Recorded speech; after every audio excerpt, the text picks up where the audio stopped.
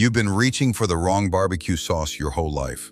Not because it tastes terrible, because you never stop to ask what's actually inside. Let's look at what's sitting on that grocery shelf you walk past every week. One of these sauces was manufactured for decades by a company better known for household cleaners.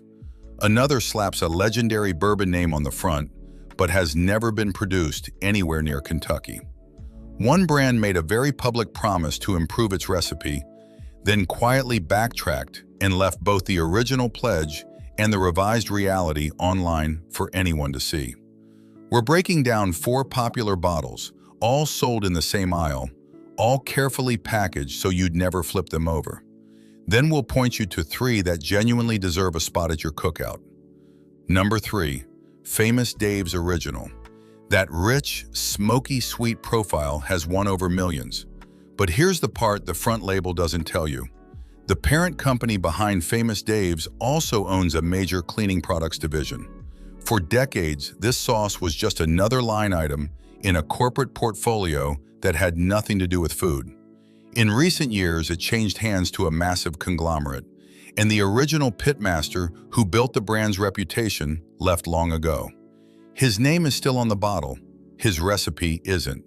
Fire up the grill, and that first aroma hits all the right notes. What happens in the next few minutes? Not so much. The tang fades, the spices dull, and you're left with a sugary layer that scorches before your meat is properly cooked. That's what happens when corn syrup meets high heat, and they've listed it twice on the panel to make one heavy sugar load look like 2 lighter ones. Caramel coloring finishes the illusion, making it seem more artisanal than it really is. Longtime buyers have started doctoring it with vinegar just to make it work. When your customers are fixing your product at home, that's a verdict, not feedback.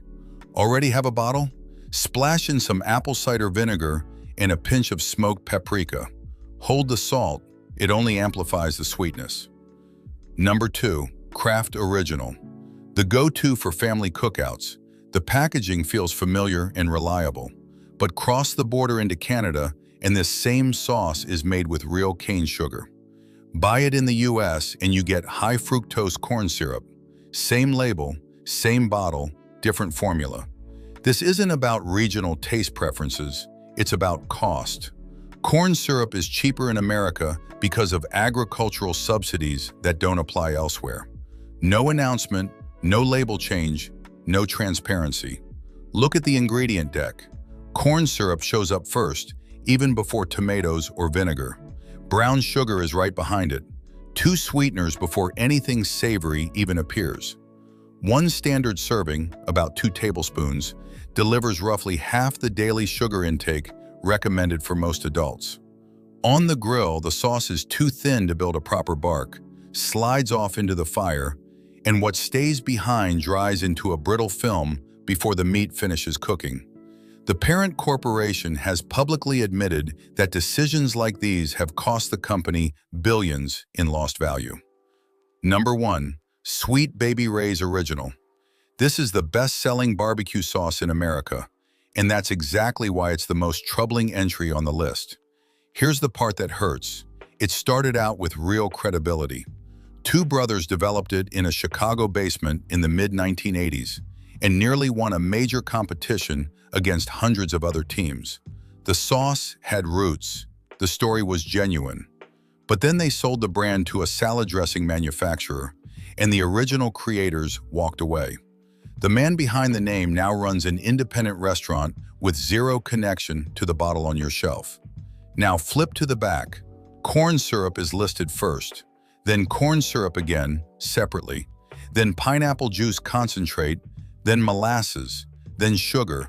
5 different forms of sweetener in a single bottle. Smoke flavor appears somewhere near the bottom. Pour a real portion on a rack of ribs, and you're looking at over 30 grams of added sugar. The entire daily allowance for most women, gone before the first side dish. On the grill, those 5 sweeteners hit caramelization point almost immediately, way before the meat has had time to cook through.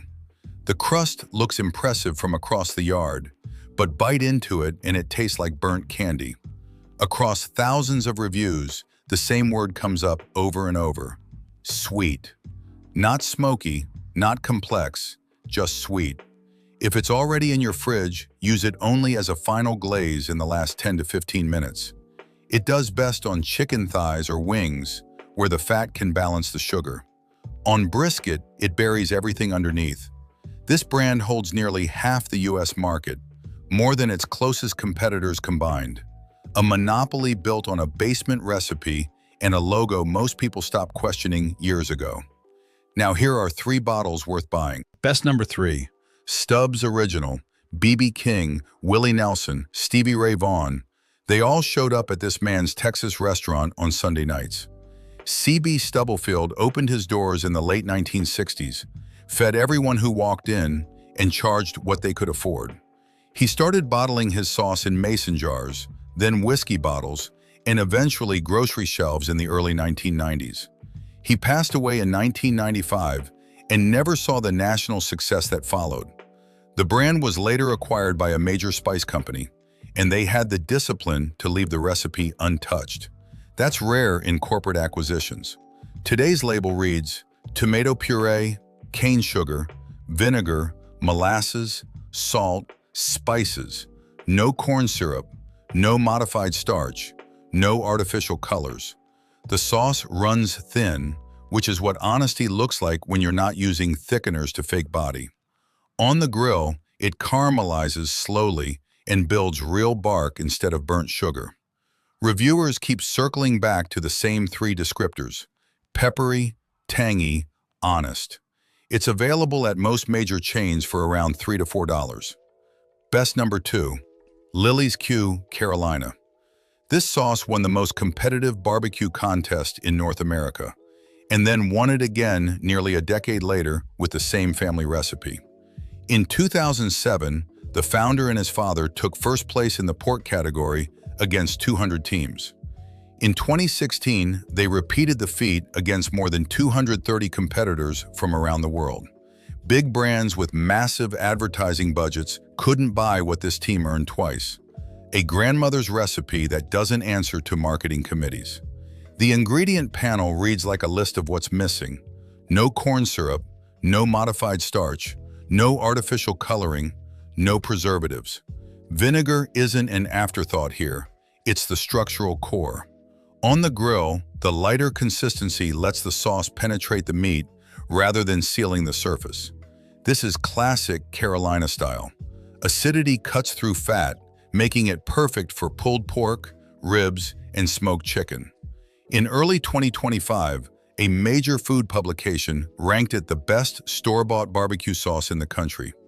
2 championships, 1 recipe, still family-owned. Best number 1, Bone Suckin' Sauce Original. Every brand on the avoid list eventually ended up inside a large corporation. This one never did.